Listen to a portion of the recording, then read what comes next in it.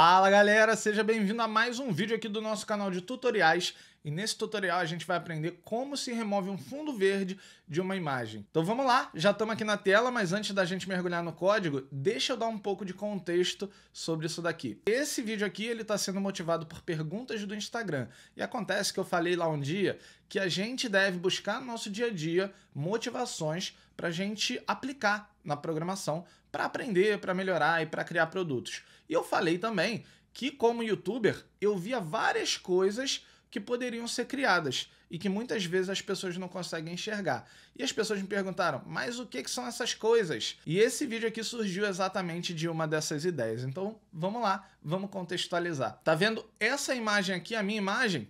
Ela tá sofrendo exatamente o processo que a gente vai aplicar no tutorial de hoje. Eu tô gravando agora com o fundo verde atrás de mim e ele está sendo removido por uma aplicação que eu criei. E eu criei pelo seguinte problema. Eu estava utilizando um software de captura que ele capturava a minha tela e ao mesmo tempo ele colocava a minha imagem já com fundo verde removido na gravação. Só que isso acontecia só na gravação. Então muitas vezes eu tive o problema de gravar um vídeo, tentar mostrar alguma coisa aqui, ó. Ah, e você clica aqui, não sei o quê. E quando eu fui ver na gravação, eu tava tapando aquilo ali que eu tava querendo mostrar. Em algumas vezes eu consegui salvar o vídeo, em outras vezes eu tive que começar tudo do zero. E imagina o trabalho e o saco que é você perder um vídeo inteiro por causa de uma besteira, de um erro bobo que você só foi ver na hora da edição. Então, para resolver isso, eu criei uma aplicação que me insere na tela na hora que eu tô gravando. Pera aí, deixa eu te mostrar para ficar mais claro. Olha só, aquela ali é a câmera que está capturando e você pode ver o fundo verde ali atrás. E essa aqui é a tela que eu tô gravando. E eu já tô aqui, ó, com o fundo removido, o meu mouse, tudo que está aqui atrás aparece sem problema nenhum. E agora eu não tenho mais a chance de tentar mostrar algo que eu estou tapando. Então olha só que interessante, de um problema surgiu uma ideia. E agora para a gente atacar essa ideia, aí a gente precisa ver como que a gente faz isso. Eu, por exemplo, não sabia como é que eu ia remover o meu fundo verde, então eu fui estudar sobre isso e cheguei exatamente no tutorial que a gente vai fazer aqui. Então sem mais delongas, vamos lá para a tela. Para, só mais uma delonga que eu lembrei agora. Muita gente me perguntou se esse ano não ia ter Black Friday.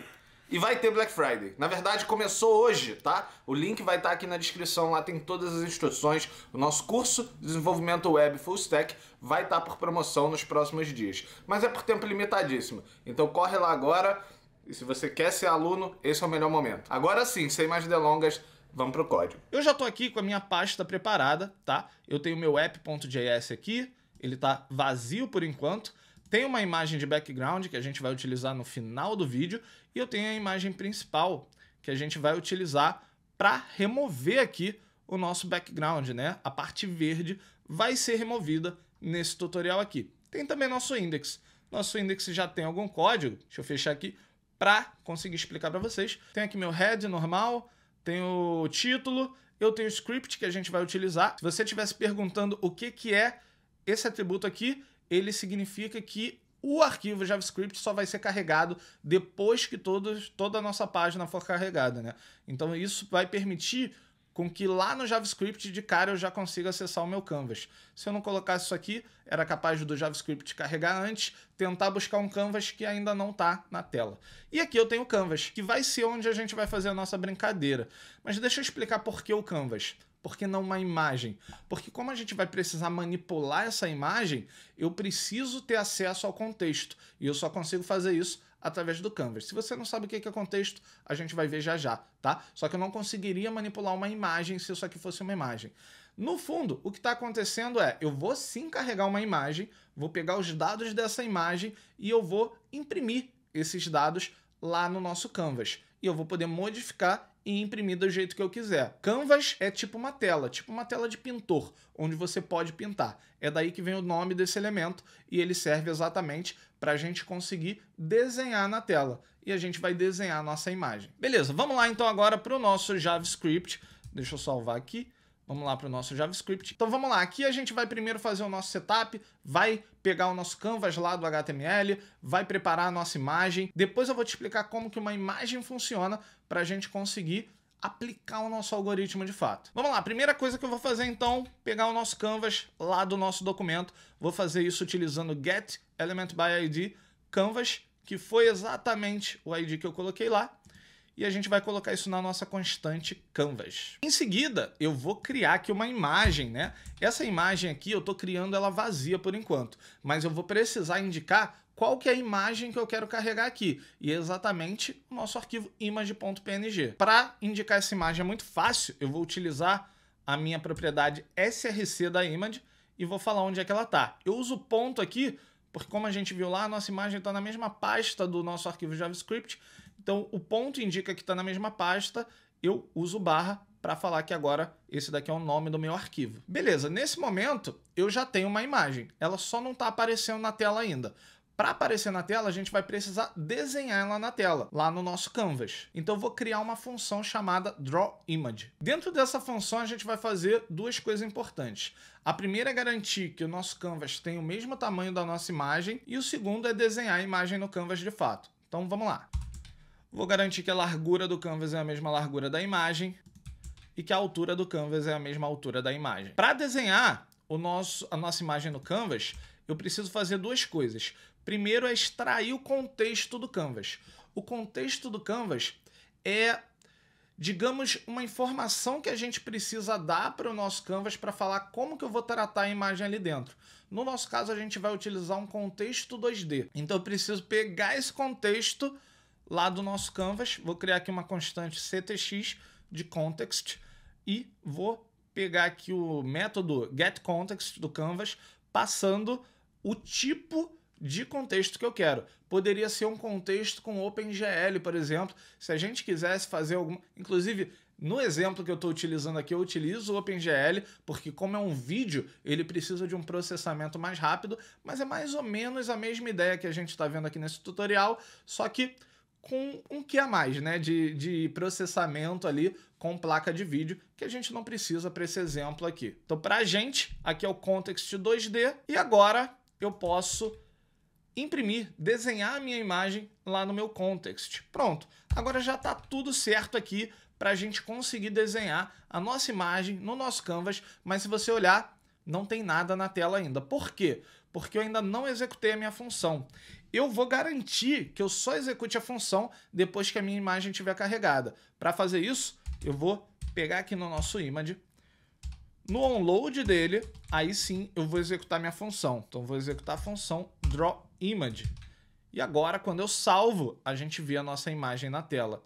Então eu carreguei a imagem, quando ela terminou de carregar, eu desenhei ela no nosso canvas. Só que essa imagem ela está exatamente como está lá no arquivo. E não é isso que a gente quer. A gente quer remover o verde dela. Mas para isso a gente precisa entender como que uma imagem funciona. E olha só, isso daqui é o puro suco da programação. Quando a gente vai programar, não basta que a gente entenda os comandos, não basta que a gente saiba a linguagem, a gente precisa ter a capacidade de extrair um problema do mundo real e conseguir transformar ele em código. Para isso, a gente precisa mergulhar no problema real e entender como que ele funciona para a gente conseguir criar uma solução. Então vamos lá, como que funciona uma imagem? Quando a gente olha isso aqui, a gente não percebe, mas no fundo, uma imagem ela é um conjunto de pontos pequenininhos, um do lado do outro. Mais ou menos assim, tá? Então olha só, nessa imagem aqui é como se cada quadradinho desse fosse um ponto, e nesse exemplo aqui ele vai ter uma cor, preto ou branco. Então olha só, isso daqui é na verdade um array, onde cada uma dessas posições aqui pode ter ou branco ou preto, né? Nesse exemplo aqui, ou branco ou preto, porque é uma imagem preta e branca. Se a gente estiver falando de uma imagem colorida, a gente precisa ter mais informações em cada um desses pontos. Então, olha só, a gente já entendeu que uma imagem ela é um conjunto de pontos. A gente já entendeu que cada um desses pontos precisa ter a informação necessária para ter a diferença de um ponto para o outro. Só que informação é essa? Vamos lá. Então, mais um passo aqui entendendo como que uma imagem funciona. Cada ponto de uma imagem colorida, ela vai ter 3 ou 4 bytes, tá? No nosso caso, 4 bytes. Quais são os 3 primeiros? Os 3 primeiros são o RGB, ou seja, Red, Green, Blue. em português, vermelho, verde e azul. Com essas três cores, a gente consegue criar qualquer cor, tá? O que isso quer dizer? Quer dizer que, por exemplo, se a gente tiver muito de verde e muito de azul... Pera aí, eu tive uma ideia. Me dá um segundo. Beleza, vamos voltar aqui e agora eu tenho esse retângulo aqui. Lembra que eu falei que cada ponto de uma imagem colorida ela tem os primeiros 3 bytes como R, G e B? O que isso quer dizer? Por exemplo, se eu tiver muito de verde e muito de azul, eu tenho um azul ciano, né? Se eu tiver muito de todos, eu tenho branco. Se eu tiver muito de vermelho e muito de azul, eu tenho um lilás, um rosa, né? Por exemplo, o amarelo, se a gente olhar aqui, ó, seria muito vermelho e muito verde. Por que eu estou colocando 255 aqui também?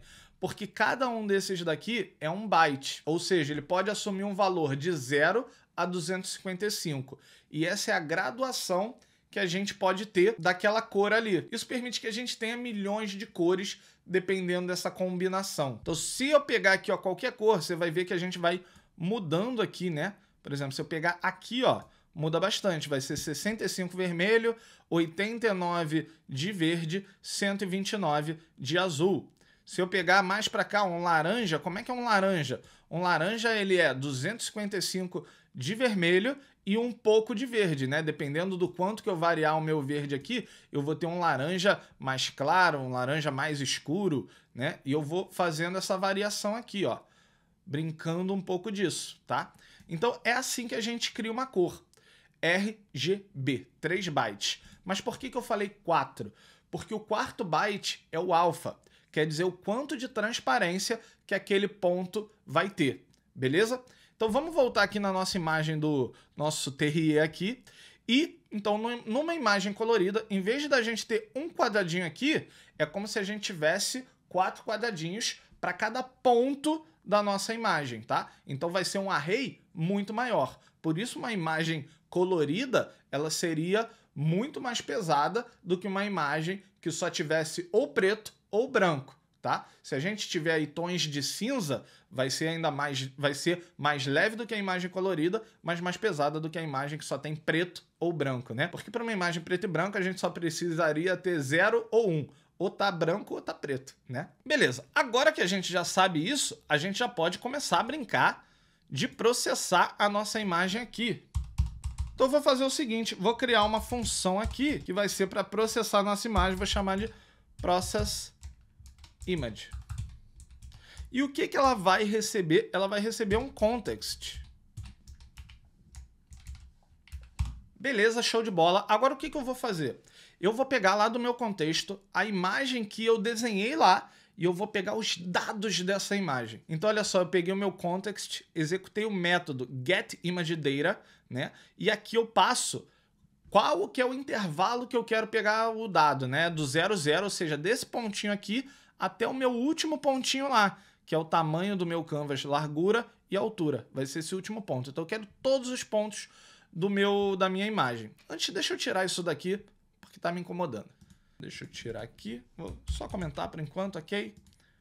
Beleza. E agora eu posso ver esses dados aqui dando um console.log ImageData,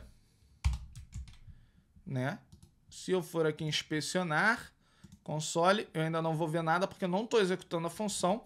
Agora, então, vou mandar executar minha função aqui com process image, passando o meu contexto, ctx, e eu já vou ver aqui, ó, ImageData. A gente vai ver que ela tem aqui dentro dela um data, né? E aqui dentro tem um array gigantesco. Esse array daqui, ele representa a nossa imagem, tá?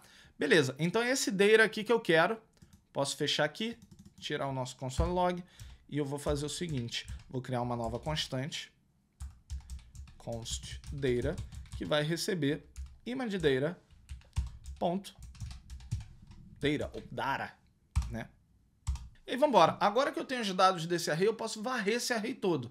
Para fazer isso, eu vou criar um for. Esse for, ele vai do i 0, né, lá do início, até o final dos meus dados. Então, enquanto i for menor do que data.length. E aqui não tá direito porque eu botei vírgula e é ponto e vírgula. Eu vou varrer o meu array. Normalmente a gente faz assim, né? Passando i++. Opa, vírgula de novo, não ponto e vírgula. Só que nesse caso, lembra que eu falei que cada ponto ele vai ter 4 bytes? Então eu acho que faz mais sentido a gente varrer cada ponto, né? Eu quero passar cada ponto, então eu vou pular de 4 em 4. E para acessar cada byte que eu quero de fato, eu vou fazer um pouquinho diferente. Então aqui, ó, mais igual 4, quer dizer que eu estou subindo, né? Eu estou acrescentando 4 a cada vez que eu passar no for. E se eu quiser ver cada um dos bytes, eu vou pegar aqui, ó, console.log. Vou pegar o meu data, e aí o meu data i, ele vai ser o primeiro byte, ou seja, o R, né? O meu data i+1 vai ser o meu G. O meu data i+2 vai ser o meu B, ou seja, o nosso RGB, vermelho, verde, azul. E o nosso i+3 vai ser o nosso alfa. Então, se eu quiser imprimir isso daqui, eu vou fazer assim.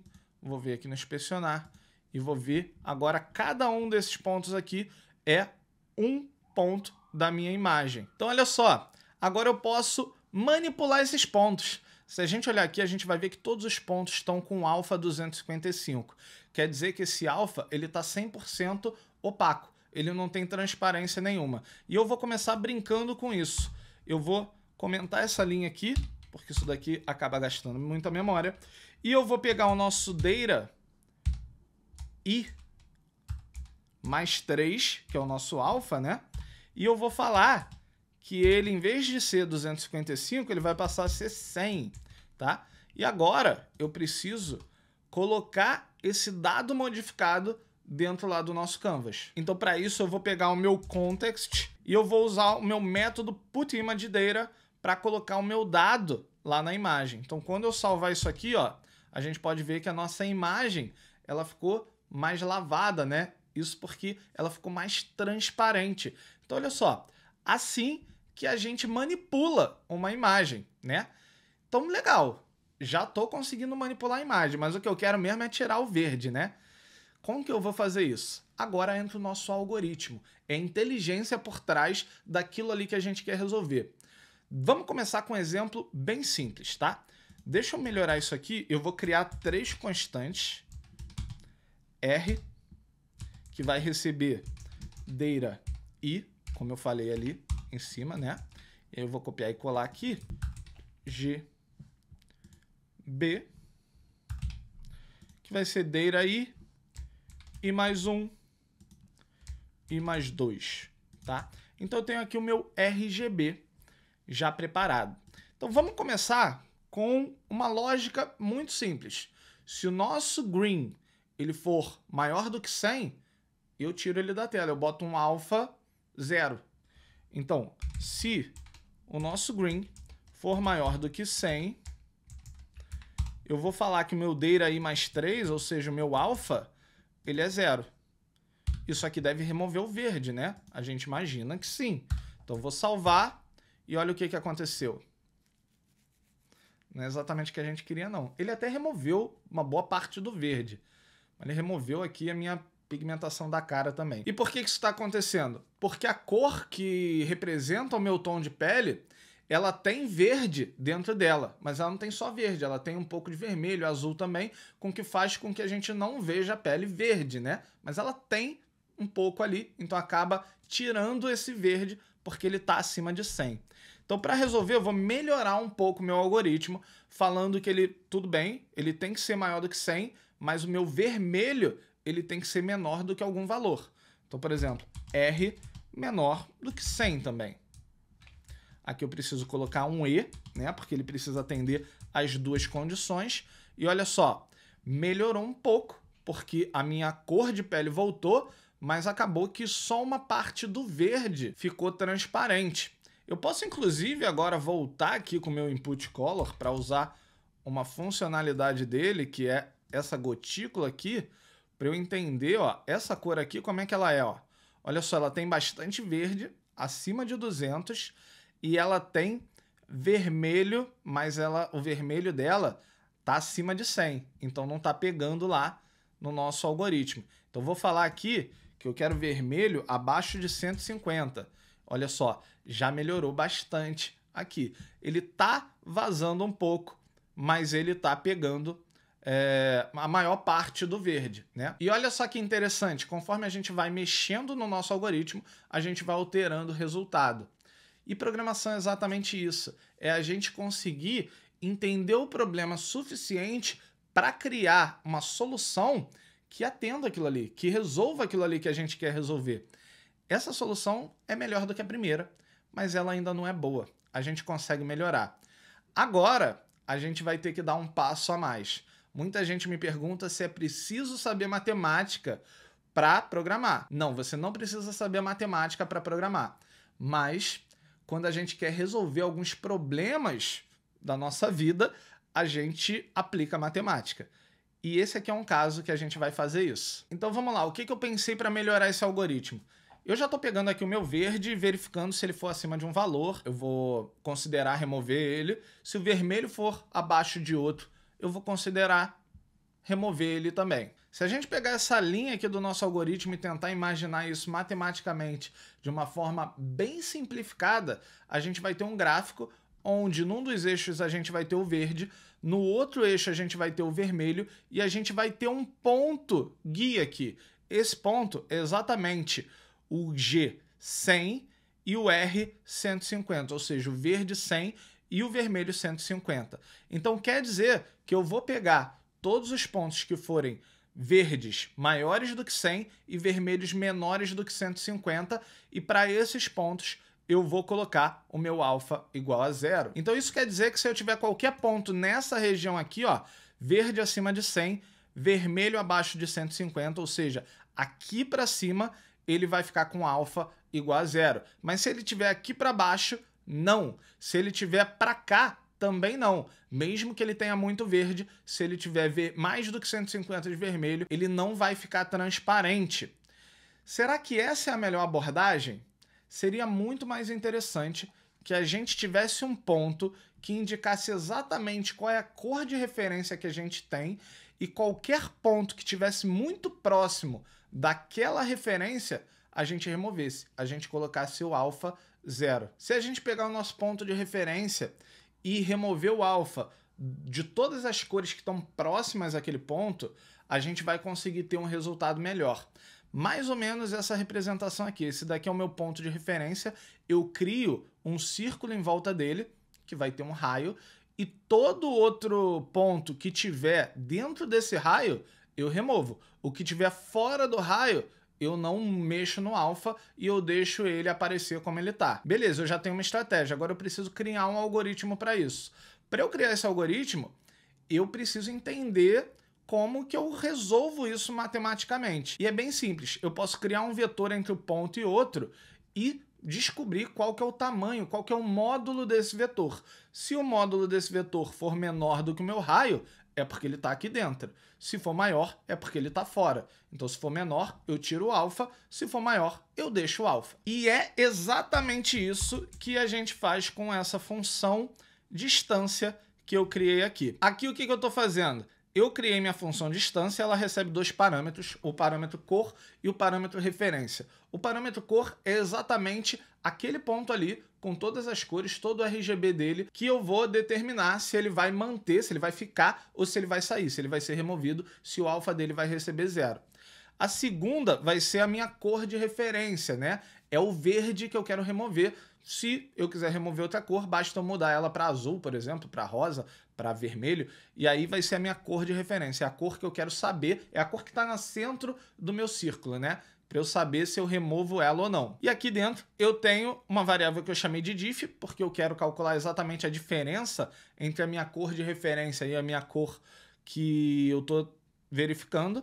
E aqui eu vou ter, dentro desse diff aqui, um objeto, né, que vai ter RGB, que vai simplesmente receber o R da cor de referência menos o R da cor que eu estou verificando, o G da cor de referência menos o G da cor que eu estou verificando e o B da cor de referência menos o B da cor que eu estou verificando. Quando eu faço esse diff aqui, o que eu tenho? Eu tenho já a diferença de um ponto a outro, ou seja, uma reta que liga um ponto a outro, mas eu preciso saber o tamanho dessa reta. Para eu saber isso, eu crio aqui minha variável módulo, né, minha constante módulo, que vai ser basicamente a raiz quadrada da soma dos quadrados.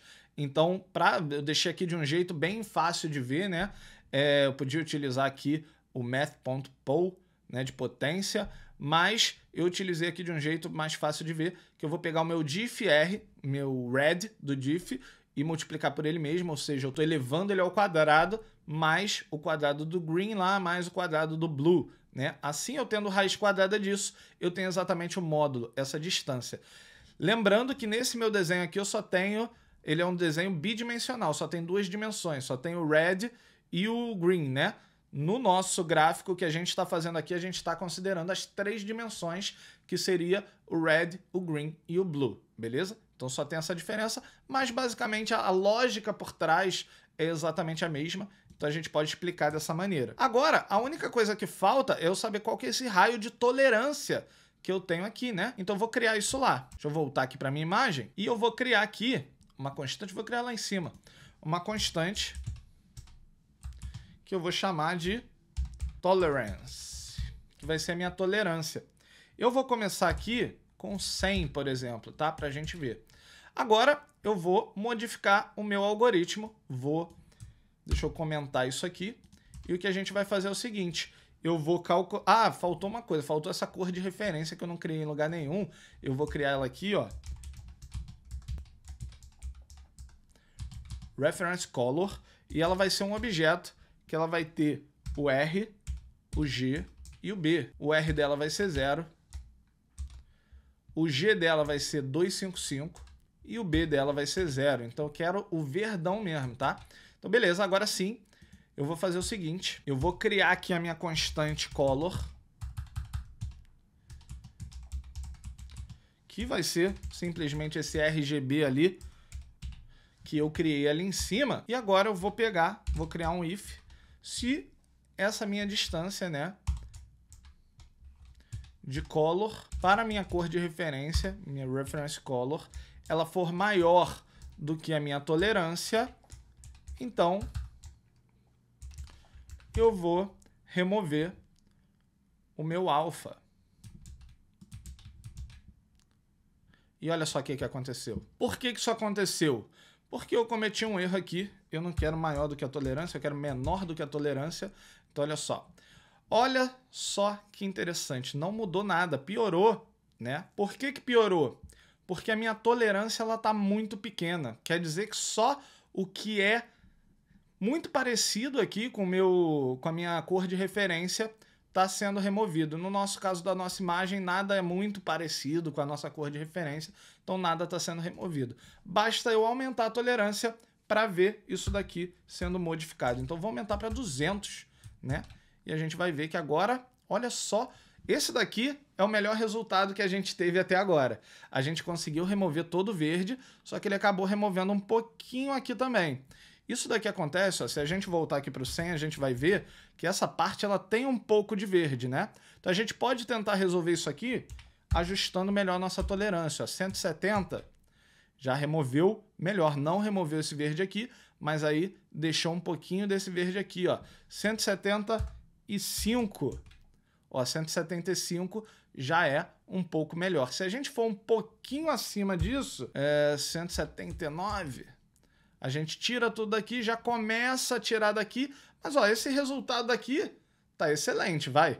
Tá muito melhor do que o primeiro, muito melhor do que o primeiro algoritmo, porque a gente dessa vez utilizou um algoritmo mais rebuscado. E para você que perguntou se matemática é importante na programação, a gente acabou de ver aqui que não, você não precisa utilizar ela para tudo, mas se você souber, você vai conseguir resultados melhores em algumas coisas. Quando você está tratando de jogos, de imagens, que são coisas que tem muito a ver com a matemática, ela vai ser uma mão na roda aí. E eu acho que eu vou encerrar esse tutorial por aqui, deixando um desafio para você que quiser continuar. Você pode pegar isso aqui que a gente fez e tentar aplicar num vídeo, por exemplo, né? Isso aqui também funciona para vídeo. Você pode tentar aplicar no vídeo. Ou você pode tentar melhorar esse algoritmo.